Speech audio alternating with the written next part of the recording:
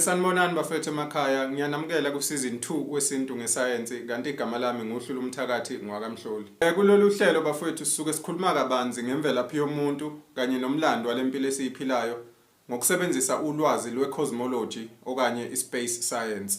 Izinkulumo zami bafethu zigxile kakhulu kwimetaphysics ngokuholwa iquantum science. Inhloso enkulu yokwenza lento engiyenzayo bafowethu ukwambula izinqa zento esiyibiza nge-physical matrix elawulwa ngama-fallen angels afana nama-Anunnaki, ama-reptilians nama-draconians ngokusebenzisana nohulumeni bala emhlabeni abasiphethe kanye nama-secret societies we-Illuminati. Inhloso enkulu ye-matrix bafowethu ukuthi thina njengomantshingelane nonogada balendawo esikuyo lesibiza ngo-Earth sikhohlwe ukuthi singabobani, sikuphi, sivelaphi futhi sizeleni. Bafowethu ama-fallen angels ayazuza kakhulu ngokuthi thina asinalo ulwazi. Uma singake sivuke sizazi siqonde understand ukuthi sobani, sikuphi, sivelaphi futhi sizeleni, siwafaka induku ama-fallen angels, siwaxoshe kule ndawo esazalelwa noma esadalelwa ukuthi sizoyivikela. I-important kakhulu le ndawo bafethu inamagugu. Indawo esazela ukuthi sizophila kuyo ngenhloso kaNkulunkulu. Ebese siyivikela kakhulukhulu. Kodwa ke sidinga ulwazi ukuze sizokwazi ukwenza lokho. Njengoba sikulesi simo nje singayivikeli le ndawo siphethwe yiwo lama fallen angels esazela ukuthi sizowakhahlela. Leyo nhloso kayifezeki. Ama-fallen angels bafethu awafuni ukuthi sivuke sizazi. Ingakho siphilisa ngaphansi kwalento ekuthiwa i-matrix. Ngoba asazi kahle, asazi kahle ukuthi singobani. Azi kahle futhi ukuthi enzeni kithi. Azi kahle futhi ukuthi masingavuka,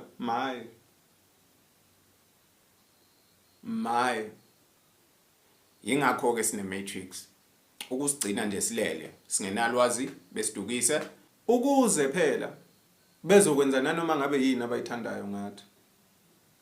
Hence sinohulumeni, hence sinama-secret societies, hence sinama-political agendas. Uma ngabe nje uyayibuza nganya kwethu ukuthi kahle kahle yini le matrix alokho ekhuluma ngayo Hlulu Mthakathi,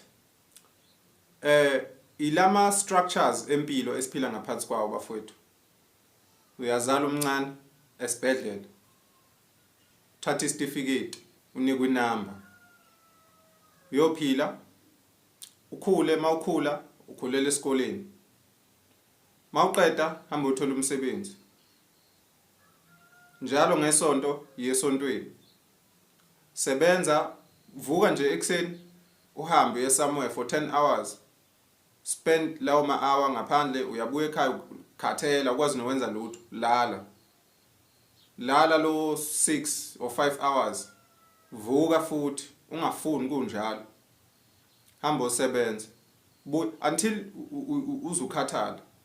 Thenga ezitoro zalabo abantu ezidayisa ukudla okunama chemicals okukugulisayo. Mawuhola thatha imali yakho uyobona udokotela, afika kufake more wama chemicals. Kwamali leyo akusinto ekhona existayo. Into eyilimita iyakulimita wena to access the resources okuphila. Ukuyacabanga ukuthi kuba nje imali ayikho ngabe siphila kanjani. Uyabona? Ngiyazi umunye uzothi ngabe kune chaos, unamanga, ngabe kune order kaphi. Abantu banayo i-encryption kaNkulunkulu yokwazi nje ukwazi ukubona nje into wrong nje. Uyabona bawugcina nje umthetho kaNkulunkulu. Ngizama ukuthi bafethu yonke lempilo esiyiphilayo including ulwazi esinalo. Ulwazi lomlando wethu. Indlela le ndawo esikuyo emi ngakhona, imap, imi nje style nje. I-history yethu kuningi nje esiphila ngaphansi kwakho okungamanga okukhandelwe ukuthi thina sigcineke ngaphansi komthetho weMatrix. Yabona? Bakwenza nje usibone isidingo sokuthi wena kumele uthole umsebenzi. Akufiki kodwa kuwo ukuthi uyazi njalo ukuthi ubungayithengela nawe ugandaganda nomhlaba uyitshalele. Uthenga ama cold room ugcina ukudla kwakho. Akufiki ukuthi nawe ubungafuya mfowethu. Mawuthi usukhathele ukuphila lo mpilo. Kodwa ke still kufike kube nenkinga ngoba phela ke konke kudinga imali. Kwale mali ke engatholakali kalulu. Ngizama ukuthi nganza kwethu lokhu sabakhona akaze siphile ngaphansi komthetho kaNkulunkulu noma asikaze siphile ngaphansi kwestructure sakaNkulunkulu lokusagcina le kwaAtlantis nakwaLemuria. Lama systems nalezi structure esiphila ngaphansi kwazo ukuthi yenza ukuthi uhulumeni uthi constitution uthi kumele uphile kanje kuthiwa yenza kanje ithi inkolo lithi idlozi ukuthi ithi constitution akuhlangene noNkulunkulu lokho imithetho yeMatrix noma ama structures weMatrix esiphila ngaphansi kwabo ukuze sicindezeleke even more. Uyabona? So that is what the Matrix is. But with that said bafethu asingeneke especially sanamhlanje. Kodwa ke before singene asike sithi ukuhlehla kancane ake sibuke useason 1. Season 1 ngenza ama video ngiqopha ama video awu5. Kulawa ma video bafethu bengisaku introduce nje into who I really am. Ngikhuluma ngani? Yabo? Useason 1 siyakhuluma kakhulu bafethu ngoYeshua, the Christos, yini Christos. Sase sikhuluma kakhulu ngoGenesis. Ngiyabona? Sachaza kakhulu uNkulunkulu ukuthi uyini. Samhlukanisa from lo esimazi njengoJehova, samchaza njengo-energy, electromagnetism ekuningi kakhulu. Mawukuthi this is your first time watching inhlelo zami, awukuthi ukubuyela kancane nje emuva. Uyobheka ulokhu ngani episode 1 2 3 4 and 5. Yabona? Uzo understand kahle. Sakhuluma ngama fallen angels nokuthi idalwe kanjani. Ivideo nje yokugcina ibi specific ekhuluma ngama fallen angels. Bengichaza neMatrix lapho. Chaza izinto eziningi, yabona? So kufana nokuthi bengisayikhela phezulu nje. Ngiyabona? Zonke inkinga esibhekene nazo manje currently zivela from ama fallen angels. Yabona? So kuyo yonke lento esengichazele yona ukuthi kuza kanjani ukuthi i-energy isuke from lela esuke ikhona ebese imanifesta zonke izinto. Ngakuchazela nanokuthi kahle i-reality ihlukene kabili. Khona izinto esikwazi ukuyibona ngamehlo, khona izinto esingakwazi ukuyibona ngamehlo. Yabona? Lezi esingakwazi ukuyibona ngamehlo izinto zaka metaphysics and ukuze sikwazi ukuyi-understand kumele understand quantum science. So that kuzoba lula ukuthi understand ukuthi usuke esho ukuthini uhlula umthakathi methi ekuqaleni kwakukhona i-energy. Uyabona? Leyo energy yakhanda ulizwi yakhanda ukukhanya. Ulizwi nokukhanya bakhanda idalwa esithi zingama Christos creator races. Lapho sisuke sikhuluma about the properties of electromagnetism. Oku light and sound noma sound and light. Sizama ukusho ukuthi in the beginning there was the infinite source of energy, noma the conscious infinite source of energy, which manifested in another energy construction which was in a form of sound. And then that energy construction, noma that sound energy construction, then manifested another energy construction which was in a form of light. Then they both together, ngemvume ga primal source of energy, or conscious energy, they created another energy construction now, which was going to serve as a blueprint for the entire multiverse. And that energy construction, called the blueprint, is the one we refer to as the Christos creator races. Lapho ke it's energetic mangibeka kanjalo. But mase ngikuletha kwibiology ngizama ukuthi ekuqaleni kwakhona uNkulunkulu. uNkulunkulu wadala izithenjwa zakhe zokuqala, onkulunkulu bokuqala abanye, the second in commands bakaNkulunkulu. Kwakuyidalo ezazi umsindo. Ngenxa ukuthi babe ama second in commands kusho ukuthi babe nawo amandla okcreator. Bona hayi uNkulunkulu. Kodwa still sangasho ukuthi uNkulunkulu nesandla sabo, right? So bona ke o sound noma olizwe bakhanda ezaba idalo ezingukukhanya ke manje. Uyabona? Kwase kuthi bobabili ke manje ukukhanya nolizwe base behlangana bakhanda ezinye futhi idalo ngemvume ngokuvumelana ngokuba ne-creation agreement. Lezo dalo bayikhandelana na? Bayikhandela ukuthi kube izona ezikwazi ukuthi ziqhubeke nazo zikhande yonke impilo esisele. It's like bona bakhanda u2% wempilo engama foundations base bekushiya kulezi idalo engama Christos ukuthi akube yizo ke. Ama fallen angels ke aqhamuka kulezo idalwa ke. Uyabona ukuthi sisakhuluma ngama gods la. Ngoba kukhona uNkulunkulu as the chairman.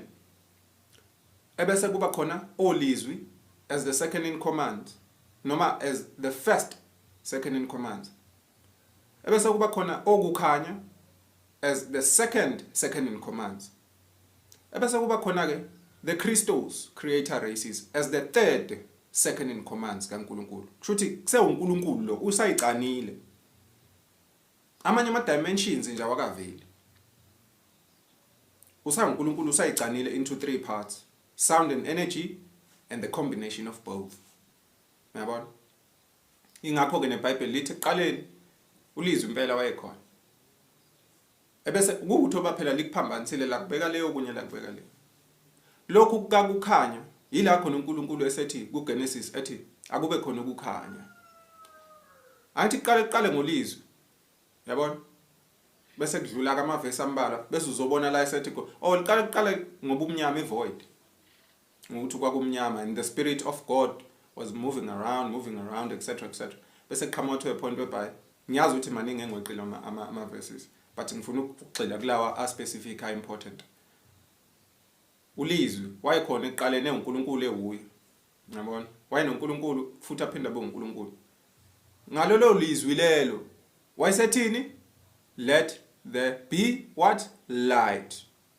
It's the science of it lengichaza la ngequantum science. Yabona? So ukusho ukuthi ke lama fallen angels now ayini? Angama creator gods, angonkulunkulu somehow. Yiwo kadala yonke impilo.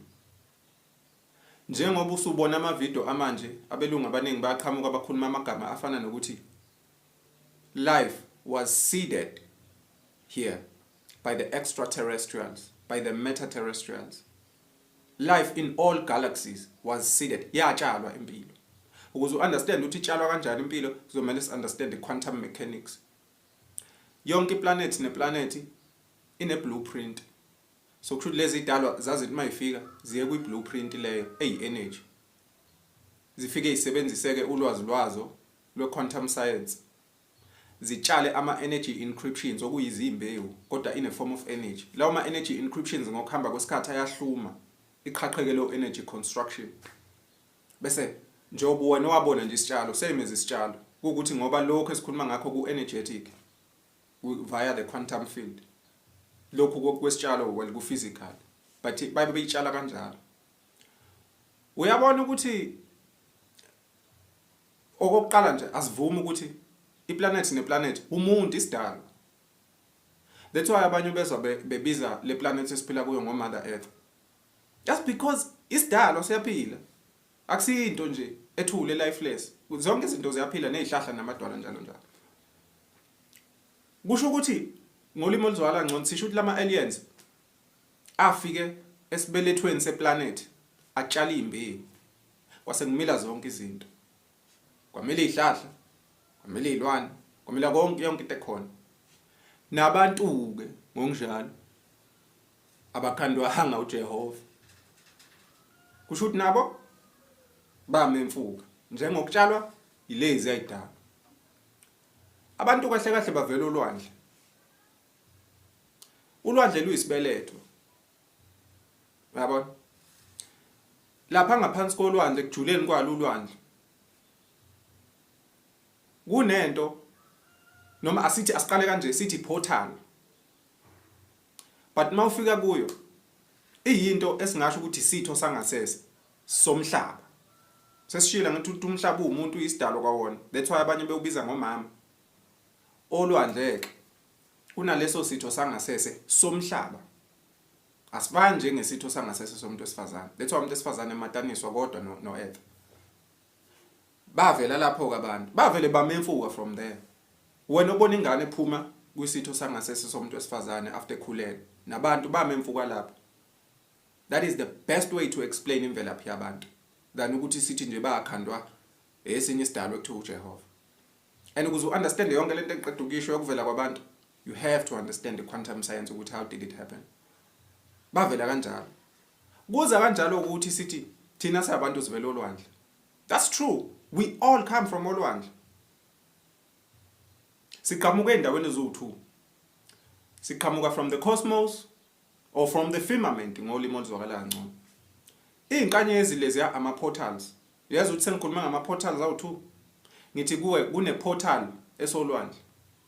Esasitho sangasese seplanet. Ebese ila ukuphuma khona umzimba wakhe womuntu. Uqhamuka esephelele. Ekhandwe umhlaba. Umama kusho uyo owasikhulelwa in the beginning wasimitha. Saphuma ke seyabantu. Siyinamba ethile. Sase salalana sanda ke. Asiphumanga sibabili njengoba uzwa ngoAdam and Eve cha. Saphuma sibaningi. Sibaningana nje. Yabona? And then ke samata. Ezinye ke izizwe ngokuqhubeka njalo njalo. Zavela ngokumata kwethu. I-originality yethu. Kushuthi ngiphindele lento. Zaqhamuka lezi idalwa lezi sesithi amaKristos zayitshala la kwa earth impilo. Yahluma ithe mayisihlumile baphila abantu. Ama souls wabo angena ngeinkanyezi ngoba isoul nomzimba ngidakufana. Umzimba umanufacture la kwa earth. Isoul imanufacture le emazulwini.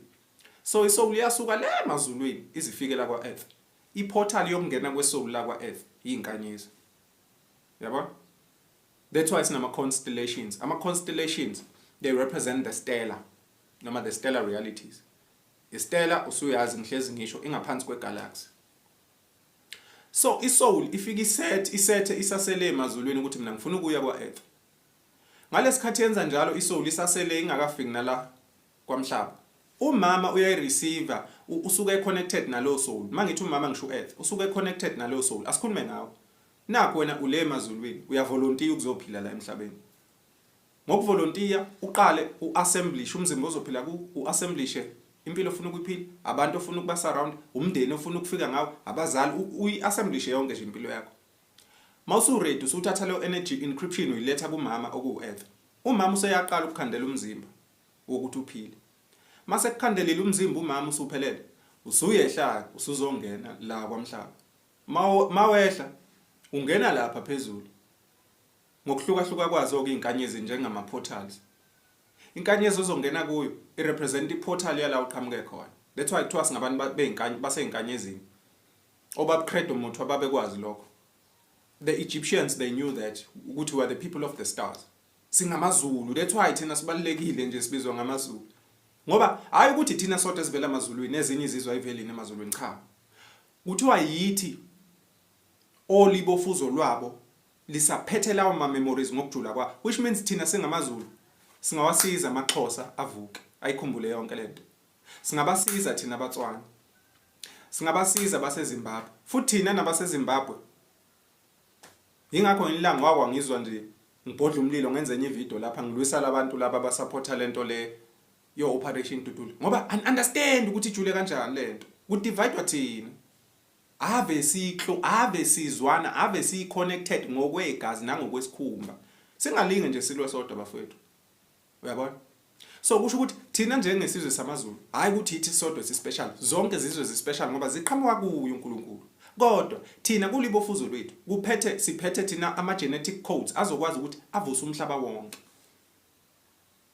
But we are all from the stars. sonke singaba semazulwini right dik so umphefumulo uqhamuke le emazulwini ungene ngeportal imbobo le inkanyezi ufinyeleleke umphefumulo angithi umoya ungene uthi mawungena ujuluye le olwandle ufike wamukele lo mzimbo kade ukhanda usasengane usuyaphuma ke olwandle usuyamemfuka ke mhlawumbe uphuma uhamba nomuntu wakho wesifazane manifika sekubekwe kiniki ukuthi phela yenzani uthando bese kuvela abanye abantu kushuthi sizama ukusho ukuthi uma kuukuthi uNkulunkulu wayefuna ukudala amakhanda ama12 tribes la emhlabeni izizwe ezu12 lama 12 tribes enhlezi nizwa ngakho kusho ukuthi kwaba khona itribe yokuqala utribe number 12 wafika utribe number 12 ephethe onke ama genetic codes wawo wonke la amanye ama tribes angakabikho utribe number 12 walalana wodwa wazalisana wasuzala utribe number 11 okuyi first generation utribe number 11 nawo walalana wenza the same thing wazala utribe number 10 kanjalo kwaze kufika tribe number 1 sase saphelela ke emhlabeni yilo process eyenzakalayo ngithi kuweke yabona thaze ngibala uJehova anyway ngithi kuweke leyo process yokutshalwa kwethu kanjalo size sifike la emhlabeni yenziwa yilezi idalwa lezi sithi zize thendwa kaNkulunkulu noma zazi yize thendwa kaNkulunkulu ngaleso sikhathi the Christos creator races ngaleso sikhathi zayisasemunye zingakahlukani zisazwana before nje xatshana zazi umndeni zizodwa yabona kwase kuba nepolarity kwase kuza kanjalo ukuthi kube khona idalwa esezingama fallen angels bese kuba khona idalwa ezingama guardian angels kuhlukana izingane zandawonye ezazi indawonye zahlukana kwaba khona fallen angel kwaba khona uguardian angel ngenxa ukuthi ufallen angels usethathe wayihlamuka from there ubumbano yabona but bonke bavela kuNkulunkulu ngiyazi uzobuza imibuzo mhlawumbe omunye emconfuseayo yabona awuthi ngivele ngisheshe ngicacisele uNkulunkulu uyazi ngento ekuthiwa ipolarity uNkulunkulu before nje adale zonke izinto angithi uke wezwa ngithe ufike waba yi-energy wasekhanda ulizwi nokukhanya njalo njalo ukukhanda ulizwi nokukhanya kusaseyipolarity ufike wayedwa uNkulunkulu zonke izinto bezikuye kwase kuyima ezicana ezicana yabo usho ukuthi la sithi uNkulunkulu uyakwazi ukuba in a state of omnipolar omni means one uyabona uyakwazi ukuba kuleso simo ebese phinde uNkulunkulu eba sesimweni se bipolar esimweni sokuyicana ke manje abe u2 shuthi uNkulunkulu ufike abe ubunye aphinde abe ubuningi uba omnipolar aphinde abe bipolar ngeke ngizwe abantu abaningi futhi angibaphikisi phela Nkosi yami nabo ukwazi kwabo ngeke ngizwe abantu abaningi bethi ipolarity ayikho organic ayikho natural akusiye kaNkulunkulu ngoba uNkulunkulu ubunye bekhohle ukuthi zonke izinto phela ivela kuNkulunkulu uyikhandelana uNkulunkulu iseparation yingoba uNkulunkulu yena esaseyedwa engakayikhandi zonke lezi zinto engakabakhandi nolizwi futhi thina sikude kakhulu engakabakhandi olizwi nokukhanya wahlala phansi wa meditate wacabanga into kanje lesesiphila manje but wa understand izinto thina esingayi understand ukuthi kuze yonke lento yenzeke kuzomela yena aphinde eyiveze enye into ephinde eyiveze enye into ephinde eyiveze enye into uyabona so uNkulunkulu knew ukuthi kuzomela ihlukanisa ayicane aze sebuningini kuze lento ifezeke ivele ngathi manje iningi ihlukahlukile kanti still konke kusase uye still so ngithi ke ibipolar ukuhlukana kwento eyodwa kuvela kuye uNkulunkulu njengoba ngithi ama Christos creator races ayemunye uNkulunkulu akethukanga mesebona ama fallen angels kwamanje akathuki into eyaqhamuka kuye idida thina nje ukuthi hayi kanjani lama fallen angel waye ngawabhubhisi wayekelini kuye kusase experience kuye kufana nokubuka imovie edirector uyena yashuthwa uyena ya editwa uyena ya releasewa uyena akakwazi ukuthi into eseyireleaseile wayishutha wayi-editor aphinde futhi manje uyabona ayipause azoyiqala phansi no yena usenzani manje uhleli kusofa wakhe udla popcorn ubukela le movie le edlalwa yithi ama character leyo movie sicatshangwe uye njengoba siphila nje usicabangile ingakho siwuye futhi at the same time. So understand ukuthi yonke lento experience kuye. Mawuthandaza wena ukuthi akashintshe isimo sakho ngeke ashintshe because ukunikile ukuba uNkulunkulu ukuthi wena uyishintshele leso simo sakho. Kunezinto nje akufihlele zona ukuze wena phela uzodlala kahle le role yakho ngoba mase kutshela zonke lezi zinto ukuthi hayi kuwumdlalo ngani yami uzovela uncimfe uthi awuncimi awuthi ngishayiseke khona ngizobuya kuwe. So kumele ayigodle enye information kuze uzowena uzodlala i-character yakho. Uyabona? Kulungileke ngoba usuyazi ke ngepolarity. Sithi polarity nje qhamuka kaNkulunkulu. Uye wayecuphile wakusetha kahle ngetiming ukuthi lama crystals creator beings ahlangene njengoba bemunye kanje sizofika isikhathi la ahlukana khona. Wayechuthi wayethi uNkulunkulu ngifuna ukubona ukuthi kuzoba kanjani lezi idalo mazizodwa zikhande into enhle zilandele umthetho wami kube right. Ngifuna ukubona futhi ukuthi kuzoba kanjani mase ihlukana sekuliwa sekuneyingxushunxushu njalo njalo. Uye wonke lo uNkulunkulu wayefuna ukuexperience yonke lento. Hayi thu Sathane mase thu Sathane sisho ngathi khona enye into yesibili manje enkulu kunoNkulunkulu. USathane icopy kaNkulunkulu. Noma igama nje Sathane. USathane akusuma umuntu ophilayo njengesidalwa njengoba simazi. Uyabona? Kufana nokuba neshadow. There's you, there's your shadow. There's your conscious mind, there's your subconscious mind. Uyabona? Nabo kubumnyama. Busase yicopy kaNkulunkulu. Yabona so yena akumthusi yonke lento ngokuhamba ke kwesikhathi nangempela aqhamuka kama fallen angels kodwa uNkulunkulu awe yena akathuki olizwi abathuki okukhanya abathuki kuthuka wona ama crystals ukuthi hawu nase nesihlamuka manje nase nishiya phakathi bafethu sesikhanda impilo sesenza izinto ezingaka mase sikuchaza ukuthi kwenzakala kanjani. Kusho ukuthi nje kufana ne-computer njengoba izoba ne-malfunction vele ithola isine-virus i-computer yakho. Ungonakelela ukuthi vele ibe ne-virus. Kade i-right isebenza i-sharp, intsha futhi uyayazi. Nazo lezi idalwa out of the blue nje zihlalele ngenxa ye-polarity.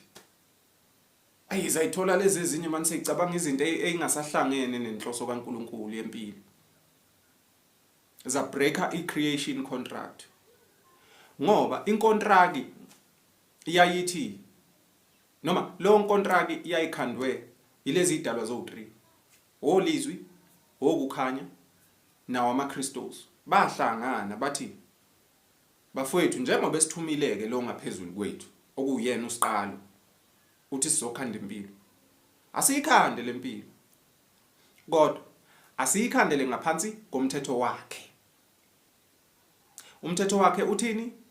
Uthi ubunye. Usho ukuthi lapho ngokunderstand ukuthi sonke sivele entweni eyodwa akekho phela ozoyithola esehlukumeza omunye. Akekho phela ozoyithola esecindezela omunye. Akekho ozoyithola nje esenza izinto eziphambene nobunye. Ngoba uma uhlukumeza isihlahla kusho uyobuyihlukumeza wena, uyobuhlukumeza lo ngaphezulu kwakho. Uma uhlukumeza umuntu, ucindezela umuntu, uyobuyicindezela wena futhi uyobucindezela lo ngaphezulu kwakho. Ngoba thina siyayazi imfihlo. Njengama second in commands imfihlo ithi sonke sivele entweni eyodwa so bafethu siyikhande lempilo njengokusithuma kwakhe lo ngaphezulu kwethu kodwa siyikhandele ngaphansi kwaleyo foundation. Hayi bavuma bonke the crystals olizwi nokukhanya basayina futhi we creation contract according to cosmic history. Leyo creation contract ibizwa nge-Emerald Covenant, the order of the Unasai. In cosmology, the Unasai is electromagnetism, the primal source or uNkulunkulu, or the conscious energy field. So ama-fallen angels mesehlukana phakathi ase-breacha leya contract ayisayinile. Asethi wona-ke thina sesifuna ukuyidestroy lento esiyikhandile futhi nani sonidestroy. Siyithathe yonke lento le esiyikhandile ibuswe yithi simvalele uNkulunkulu kwanani sinivalele ningaphinde ningene la. Konke okukhandiwe siyokubusa sibe uNkulunkulu phezulu kwakho. Onke ama dimensions esekhandiwe sizowabusa. Sizovala ama portals nama channels ukuthi uNkulunkulu akwazi ukungena la. Sizodestroy ama planets akwazi ukuthi a receive ama frequencies kaNkulunkulu bese waphakela kuyo yonke i multiverse ukuze nina bolizwe nani bokukhanya naye uNkulunkulu wenu loyo ningaseze ukufinyelela la kuzobusa thina. That's why isiphetheke ku today.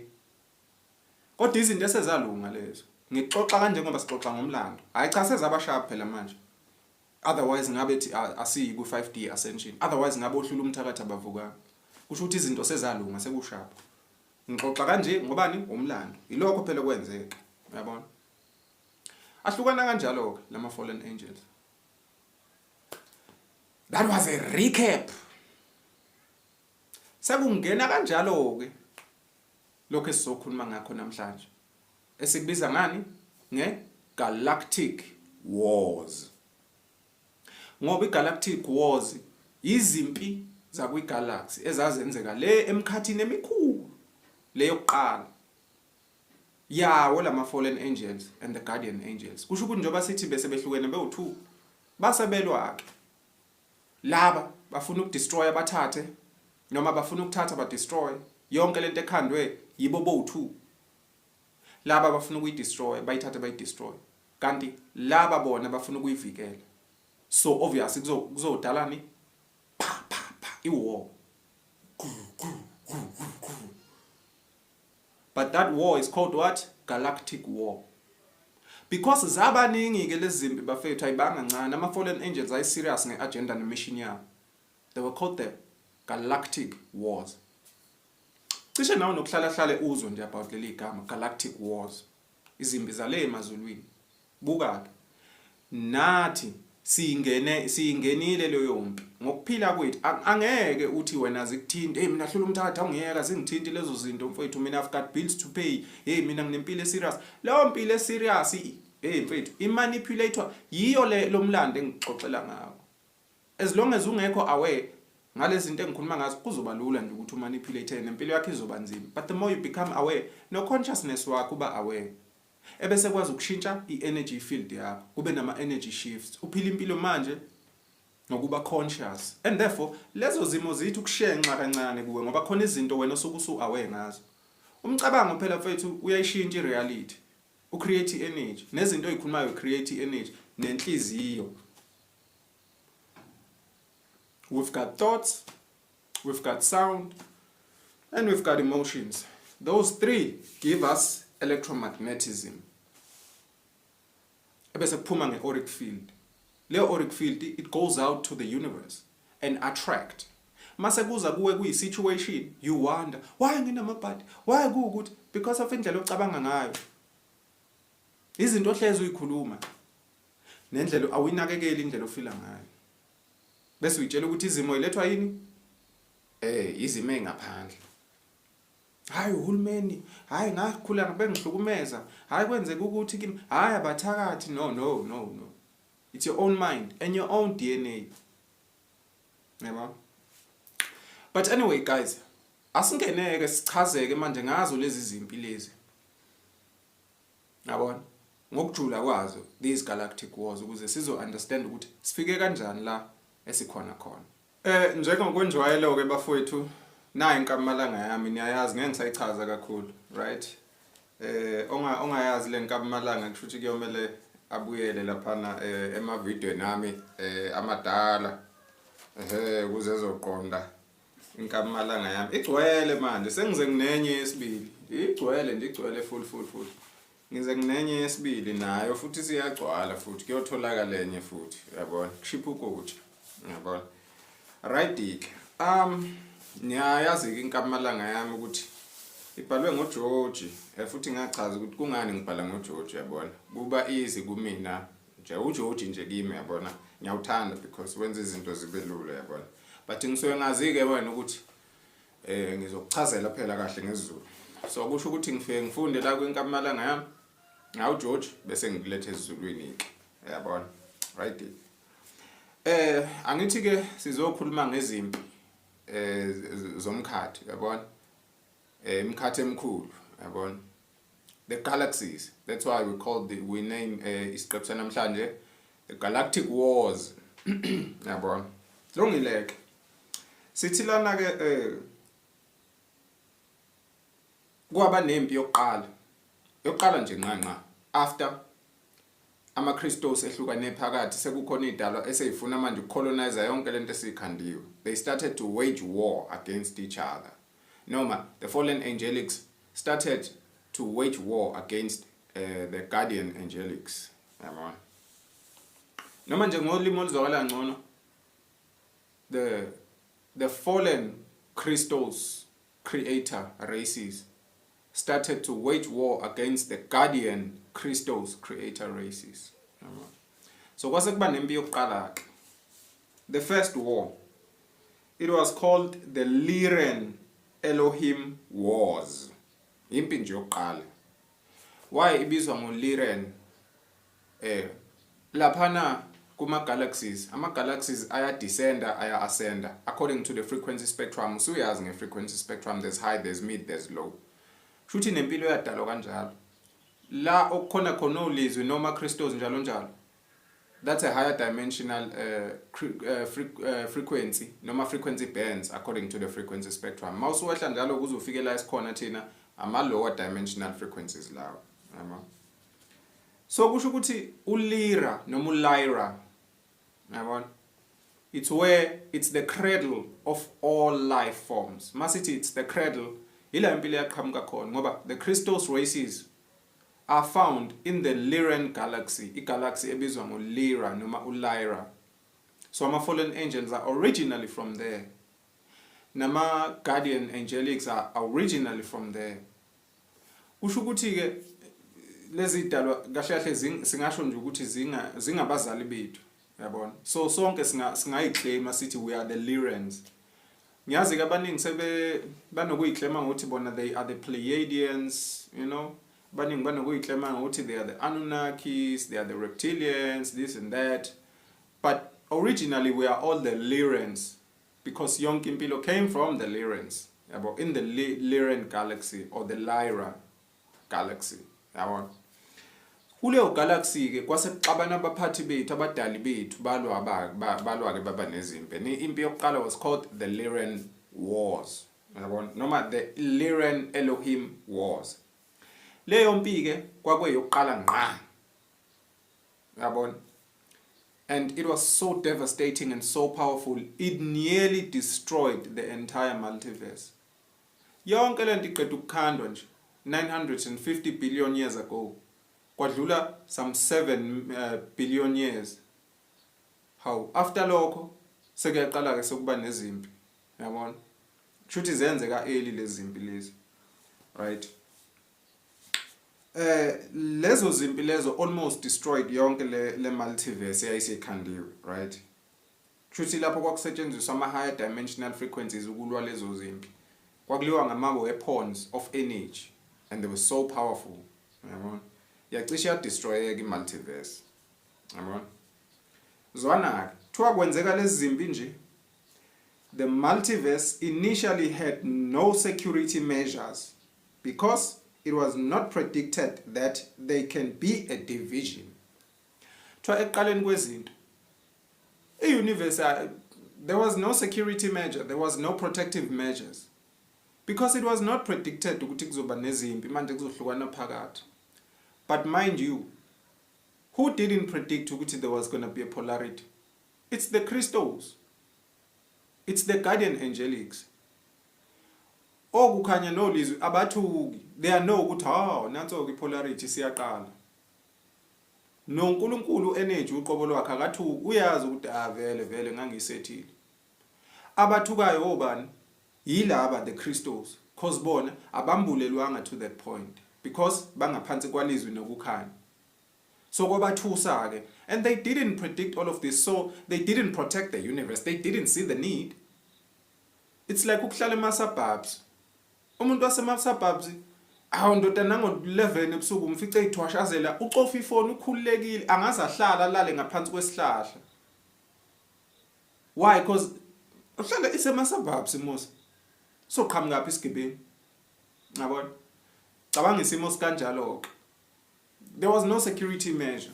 There was no protective measure. Sekumele kuqaleke manje ngoba sekunezimpi ke. Oh well, ucatshangwe ama protective measures ukuthi how are we going to go about this protecting the universe? Yabona?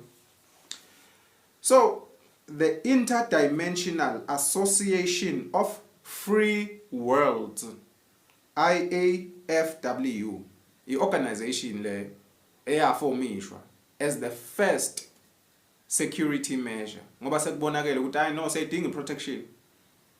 Asikhandi organization ezokwazi ukuthi ivikele yonke le multiverse, yabona? So kuthiwa i-Interdimensional Association of Free Worlds was created as a universal security protective measure. Yayikhandelwe leyo nhloso le organization ukuthi ivikele the entire multiverse, yabona? Ngoba sekunalezi izinto. Le nhlangano le organization yayikhandwe obani na? Yayikhandwe by the members of the light beings, okukhanya. Yibo abakhanda le lokhungana le organization. Kodwa nabo i-directive babeyithole from uLizwi, yabona? Umenzi umqali uyithulele nje usiqalo, uyithulele nje. Uyabuka, ukhumbule ngithe kuye yonke lento imovie, yabona? Kusho ukuthi yena methule yonke lento kuyi-movie, abantu aba-responsible abawonkulunkulu kakhulu, oLizwi. That's why nakuwe lo ebalekile. Usound nje is very important. Usound is very powerful. That's why nomculo esiwulalela kumele siubheke. Ngoba usound uyakwazi ukumanipulate i-matter. Uyakwazi ukumanipulate i-energy. Asebefunde kakhulu bayazi ngale discipline ekuthiwa i-cymatics. Cymatics. Ila khona kusuke kuprove khona ukuthi ngempela umsindo uyakwazi ukumanipulate i-matter. Uyakwazi ukushift i-matter. Uyakwazi ukushift i-energy. Usound ushifta yonke into. Siyabona nje ukukhanya. Ngoba usound uyena wayekhona ekuqaleni, yabona? Lungileke.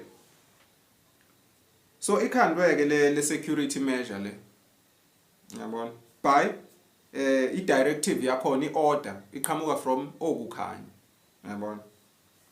Inhloso yokukhandwa kwale lokhungani organization le, the aim was to protect the stargates from the fallen avatars. Yabona? So kusho ukuthi ke ama fallen avatars njengoba se decide noma ama fallen crystals creator races ese decide ukuba nje ukuba fallen sekudingakala protective measure. Stargates have to be protected. Why? Because ama stargates, they allow for energy to move from one dimension to another, from one dimension to another. They are very important. Ushukuti, if ama fallen angels had access to all the universal stargates, that means babengaya noma ngabe yipi kuyipi i-dimension bengangqongqozi befike bengene bekhahlele kwasana. So the stargates had to be protected. The universal stargates, out 12, they had to be protected. Hence the Interdimensional Association of Free Worlds as a universal protective measure. Alright? Zwanag, if the fallen Christos creator races had gained access to the stargates, their universal colonization agendas was going to happen. Awuthi ngimise kanje ngoba ukube ngibheka phansi kuyangilimaza. If the fallen Christos creator races had access to the stargates, if nje ama fallen angels ake abanayo access kulama stargates, kusho ukuthi their universal colonization agenda was going to happen. I-agenda yabo leyo colonizer the entire multiverse noma ama universes yayizokwenzeka lo agenda ngoba babesezokwazi ukuhamba wonke ama dimensions benzeni becolonize phela. So kwangumele avikelwe ama stargates. So le nhlangano esithi Interdimensional Association of Free Worlds, i-duty yayo enkulu nje was to protect the universal stargates, yabona? Lungileke. Ayi kusenjalo ke isakhandiwe leyo nhlangano leyo ziqhubeka izimpi zingami. Yabona? Mayiqhubeka lezi zimpi lezi kuthiwa ke noma angifundi, wars still continued and the fallen races had already corrupted few galaxies, turning other beings against the creation contract. Ukhumbula ngithi sithe eqaleni uLizwi nokukhanya namaKristos bahlangana bakhanda inkontraki bayisayina bonke ukuthi hayi impilo soyikhanda ngaphansi komthetho wobunye bukaNkulunkulu, right? So mayilokhu iqhubeka ke lezi zimpi lezi akuthiwa zaqhubeka kangangokuba ama fallen angels aba successful. Angithi nabo ba uNkulunkulu as much as ama universal stargates protected banendlela yabo ke yo create ama black holes nama artificial portals noma ama artificial stargates. Ba still bakhona ukungena kwamanye ama galaxies. Bangcoliselana bazama ukwenza ezinye idalwa zakwamanye ama galaxies ukuthi zijikele i-creation contract. Ngalesikhathi i-creation contract ikhandwa yafakwa kuwo wonke ama galaxies, kwaba khona idalwa ezibekwa ukuthi zibe responsible ukuthi ziprotect leyo creation contract. So zonke idalwa zakwamanye ama galaxy bezuhlonipha umthetho wobunye ngokunderstand i-creation contract lesithi Emerald Covenant. But afika ama fallen angels akushintsha konke lokho. Zonke idalwa ahambe ngena ama galaxies eshintsha zonke lezi idalwa nawo ama fallen angels ayiseza neyawo agenda ekuzomela ilandelwe, and Lord agenda was the reverse of the original. Uyabona? Excuse me. Right? So kwase kuqhamuka manje ke a second galactic war. Yona ke manje sibizwa ngokuthini? It is the angelic wars. Impi yengelosi. Yabona? Angithi oqala sithe it's the Lyran Elohim wars. This one now yesibili is called the angelic wars. Right? Ngenxa yalempi ke, because of this war, the light beings okukhanya, they directed the guardian Christos races to create a race of beings to be an extension of the Interdimensional Association of Free Worlds for universal protection still. Okuthiwa lapha ke manje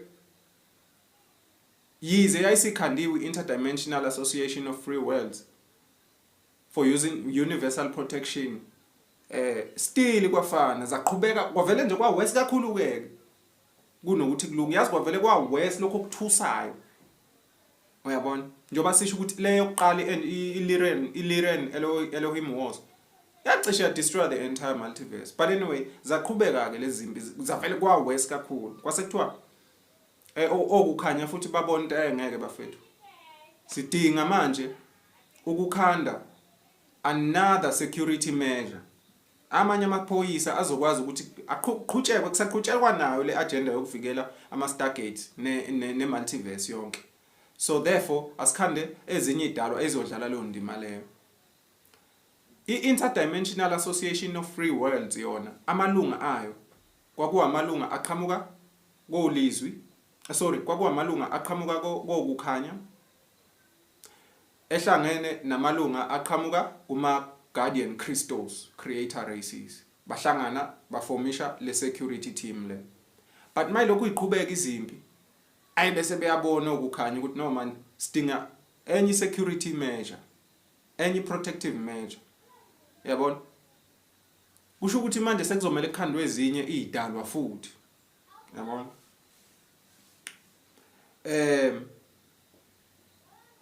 Lezi idalwa ke zona zayibizwa ngokuthini ama Azurites. Spelling sakhona A Z U R I T E S. Okanye they were called the Iani. Spelling sakhona E I E Y A N I.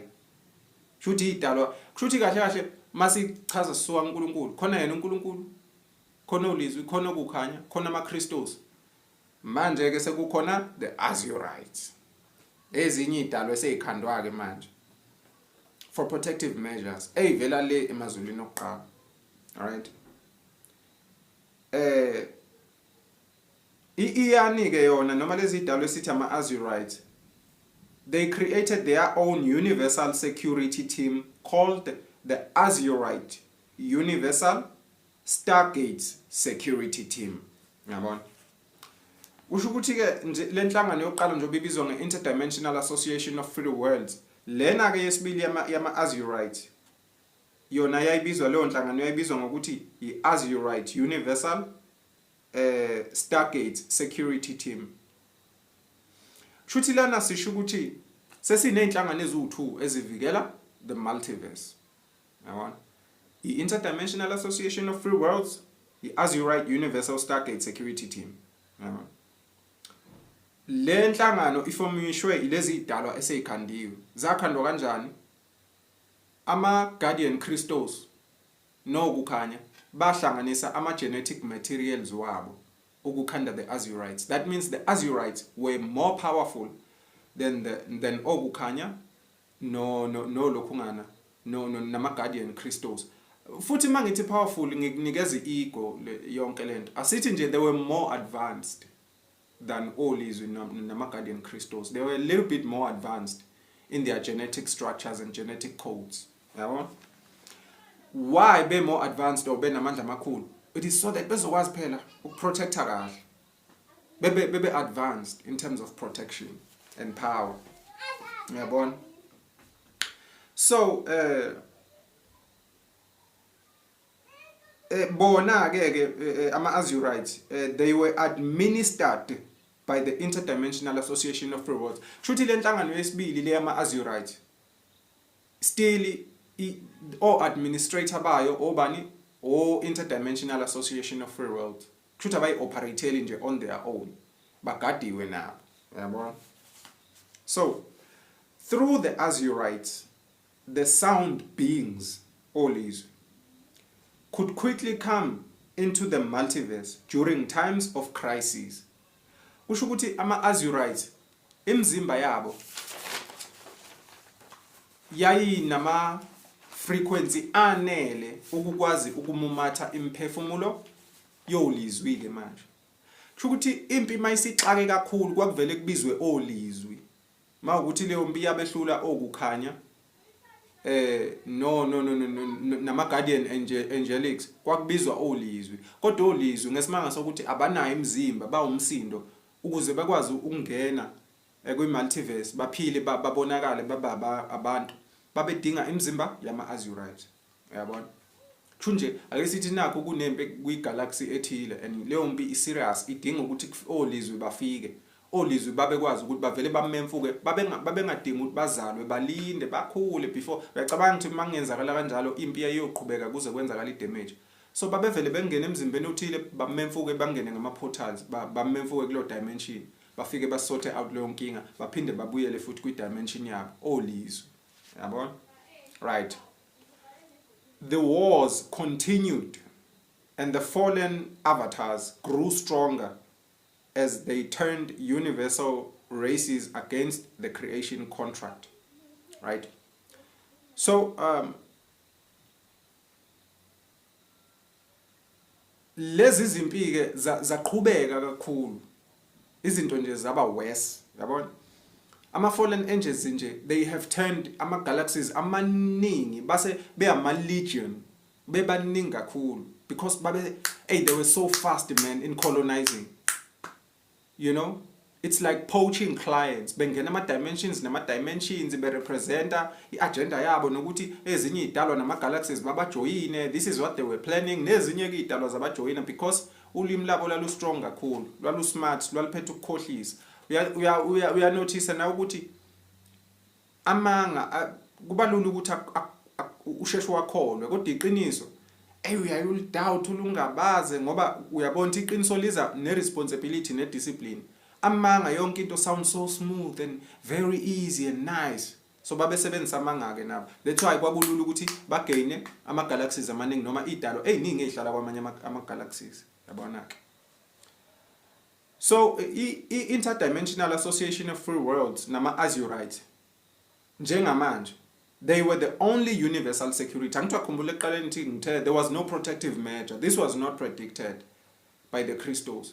So since it was foreseen ukuthi no man sidinga a protective measure ama-security. Truly by far we have two securities, the Interdimensional Association bese kuba ama-Azurites by far. Ama-Guardian avatars, right? They created another galactic race line to continue the protective duties. Yabona? Shuthi ke ama Guardians kwase kuphoqakala ukuthi kuphinde kukhandwe ezinye futhi idalwa ngaphezulu kwama Azurites nazo ezizofeza inhloso yokuvikela futhi the multiverse. Lezo idalwa they were called the Oraphim. Nabo they were more advanced ke manje than ama Azurites. They were more advanced than Olizwi. They were more advanced than ama Guardian Crystals. The Oraphim, yabona? Ingakho nje kule video yami ngiposte ku TikTok inakho lapha na nginyela laba abantu abasibusayo. Cishe ulizwile igama elithi we are the Oraphim. We are the Turanisium. Uturanisium came from a genetic mutation also ka Oraphim. Kusho Oraphim is much more powerful. Oraphim yona ancestor yethu enkulu galactically. Ngiyabona? Bonke nje abantu they've got the genetic codes of the Oraphim galactic races. So Oraphim yona was created as an additional protective measure, right?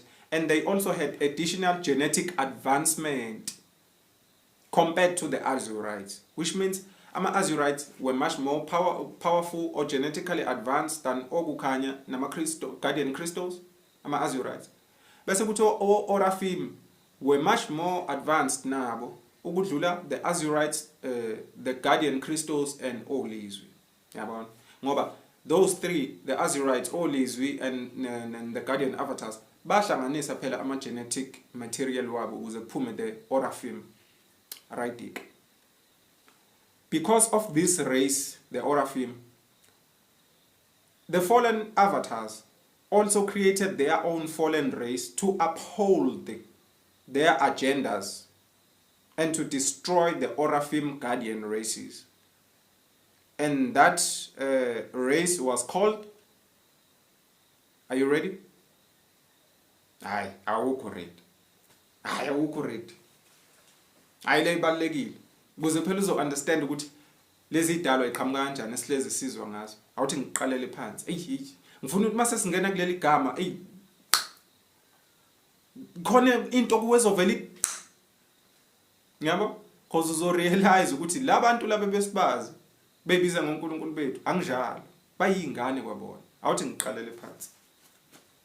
Ngithi kuweke ukuze kuvikelwe iuniverse kwaqale kwakhandwe Interdimensional Association of Free Worlds kuyinhlangano yokuqala yama security, right? Ngenxa yokwanda kwezimpi kwakhandwa kwasekuthiwa asikhandi idalwa zokuqala emva kwama Crystals ezibizwa ngama Azurites. Lezo idalwa ama Azurites aformisha eyawo i-security team ebizwa ngani nge-Universal Stargate Protection. Kushuthi sase siba nama security team awu2, right?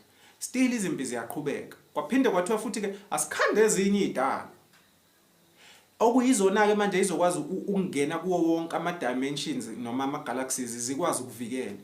Lezi ezibizwa ke ngama Oraphim. Kushuthi by far we have uNkulunkulu, we have Olizwi, we have Ogukhanya, we have ama Crystals, we have ama Azurites, bese siba no Oraphim abe 6. uNkulunkulu, Olizwi, Ogukhanya, ama Crystals, the Azurites, Oraphim. uNkulunkulu uye, uLizwi uNkulunkulu oqala, Ukukhanya uNkulunkulu wesibili, ama Crystals uNkulunkulu wesithathu. Ama Azurites yingane zalaba bo4, but ezikhandwe ilaba ama Crystals. Kushuthi ama Azurites, kushuthi ama Azurites avela from laba kodwa bonke bo4. So nazi ke lezi idalwa ezinkulu, right? Base bonke bavumelana ukuthi hayi akukhandwe ezinye futhi. Kwase kuvela the Oraphim. I-Oraphim ngoba yingane zalaba much more genetically advanced the Oraphim, lezi idalwa esithi ama Oraphim. Yabona? Zikhandela ukuthi kube yizona ezivicious ama warriors angempela mfowethu.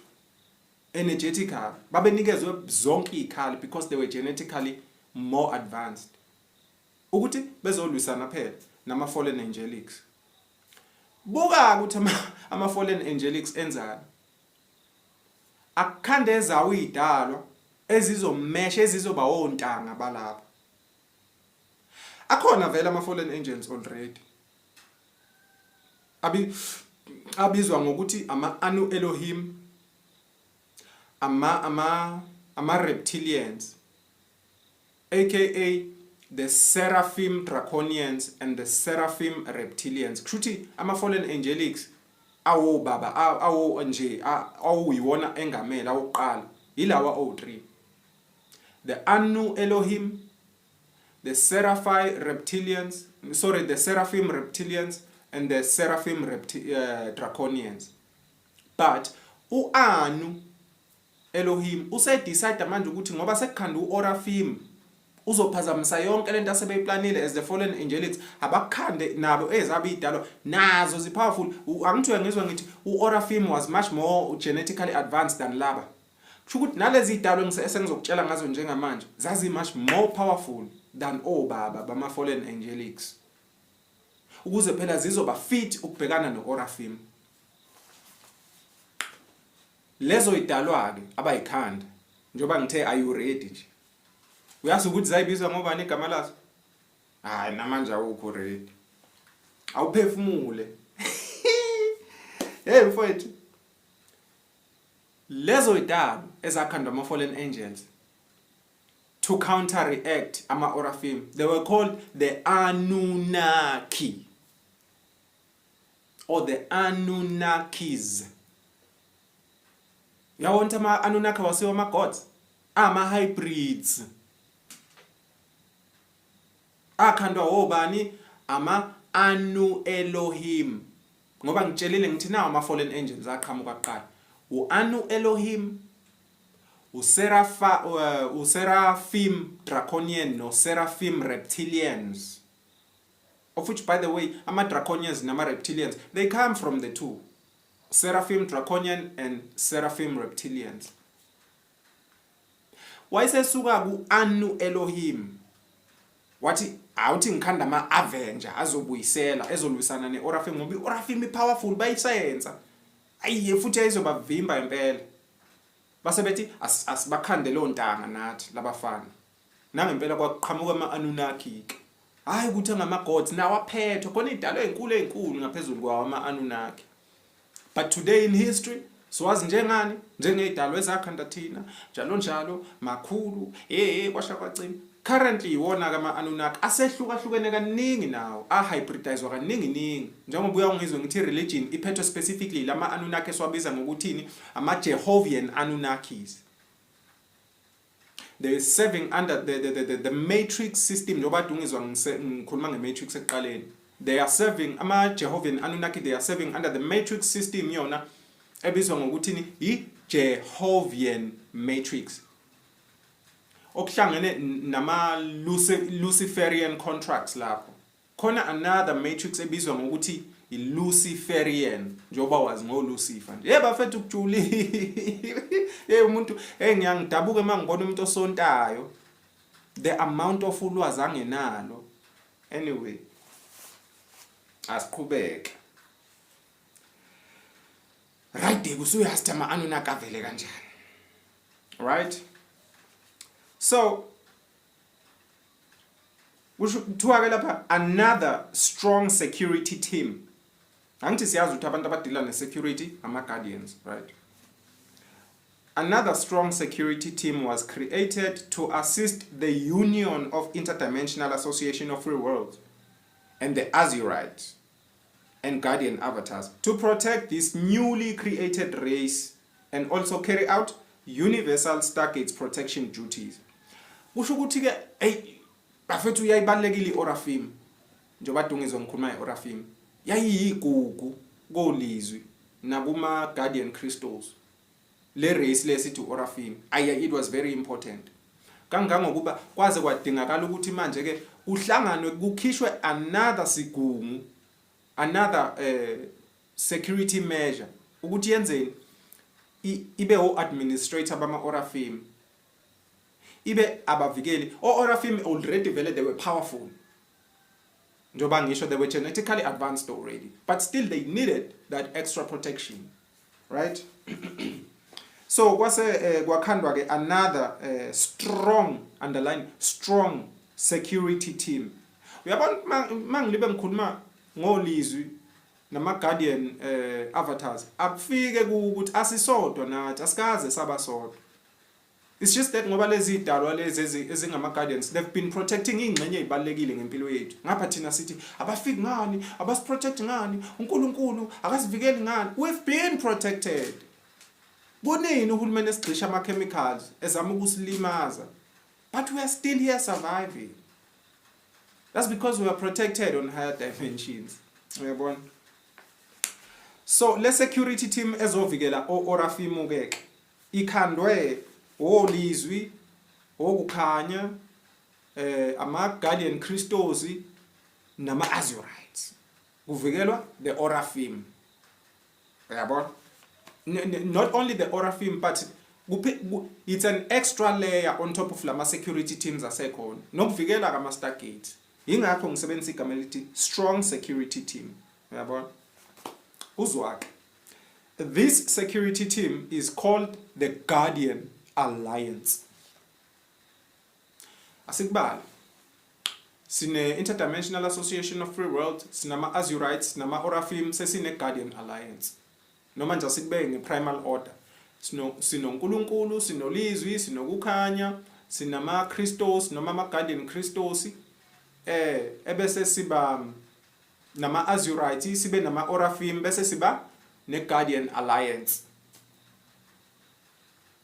7 yama alien angase sidini lethu avikela yonke impilo against ama fallen angels. Yabona? Right there. So i-Guardian Alliance ke yona, it is a group of 12 members, right?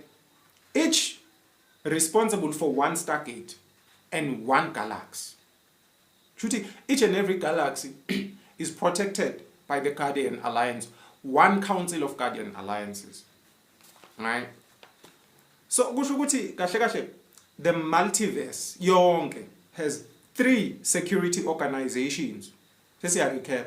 I-multiverse yonke inama security organizations awu 3. Angithi ngizwile kade ngichaza ukuthi this whole war and this whole conflict was not predicted by the Christos, and therefore it was not protected. Therefore ngizoba ngasebenzisa i-example yomuntu ohlala ema-suburbs ukuthi akabazi ubugebengu. They don't predict ukuthi bengabanjwa inkunzi.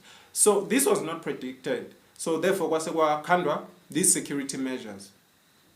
Sithi Interdimensional Association of Free Worlds, it's the Azurite Stargates protection, bese kuba ke the Orafim.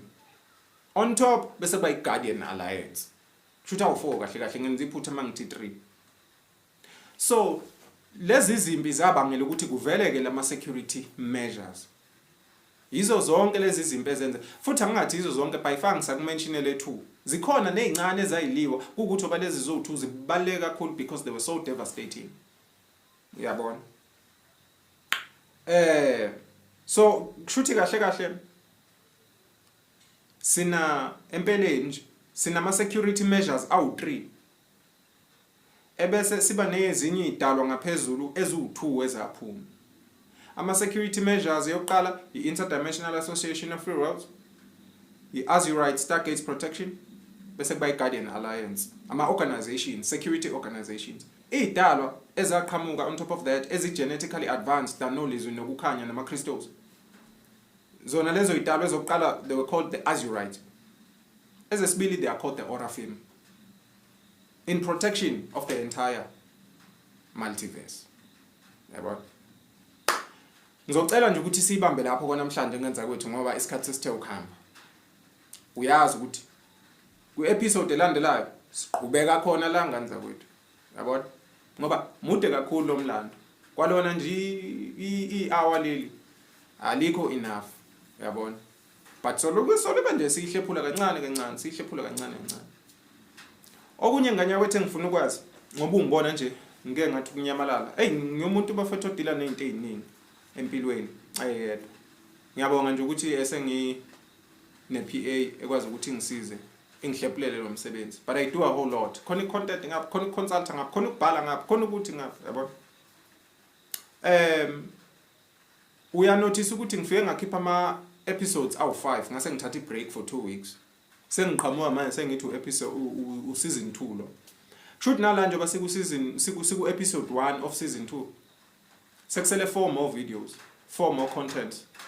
Emva kwalawo ma videos ngiphinde ngithatha another break futhi sesibuya no episode 3 so libe siyibamba nje kanjalo sikhulisane ngani zakwethu nawe ngikunika isikhathi sokuthi ulibe uvisit ama videos wami wa download uma download ufunde yabo ngingakushiyi kakhulu angifuni ukukushiya kakhulu ngifuna sihambisana so that's why ngike nginike icave kulo 2 weeks mangisuke ngisaphumule ngisuke ngenza okunye ke futhi yabona so ungaxwayi ukuthi sometimes ungibone ngingasaveli kakhulu ku YouTube kodwa ngisuke ngikubonisa ukuthi ngikhona ngoba ngiyapost ama reels nama short videos yabona so nganza kwethu uyazi ngicela like share comment usubscribe ma ushare mfowethu usiza abantu abaningi ukuthi bakwazi ukuthola ulwazi lwami ngoba this is the time of awakening and consciousness siyadinga le number yabantu aba 144 abaphethe ama frequencies 144,000 Hz kuma genetics wabo ukuze umhlaba uzovuka